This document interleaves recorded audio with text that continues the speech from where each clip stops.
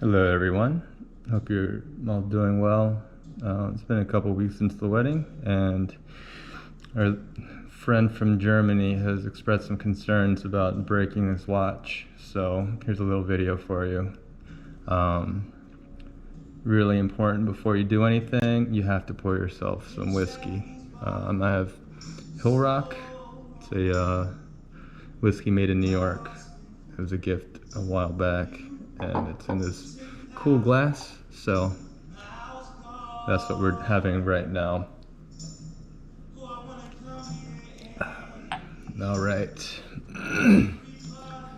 So the Hamilton that you guys all have, dial is pretty amazing, and it's got a great movement inside, but it is a delicate little machine, so there are a few things that you have to take care of.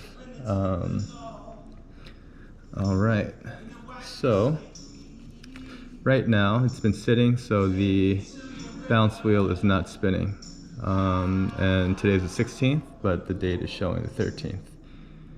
So when I first pick it up, what I will do is give it a few winds. So you grab the crown, it's in the home position all the way in. So just spin that a few times, clockwise of course. And now you see that the balance wheel is spinning back and forth. So the watch has enough power to actually run at this time. The rotor that spins while you're wearing it, that winds the mainspring, and that's what powers the watch. It's impossible to overwind it, and because there's a safety built in. So you can wind it as much as you want manually to get started. You can wind it fully, but you can't overwind it. So that's the first thing. So today's the 16th, and looking at this watch, it says it's about 9:08, but I'm not sure if that's 9:08 a.m. or p.m. So the first thing I do is pull the crown out 2 notches till it's in the time setting position. And on this watch, you have to rotate the crown counterclockwise. And you see that the 13 is starting to switch to the 14. So now it's 1 a.m. The time currently is 7:24. So I'm going to keep spinning it. Now it's 1 p.m. and get to 7:24. All right, so that is the first thing that I do once I pull the crown out. If you flip the watch around, the balance wheel is stopped. The balance wheel is this gold wheel back there. That means that your watch has a hacking seconds function. So when you pull the crown out to the 3rd position, the watch is completely stopped. So the time is not advancing right now.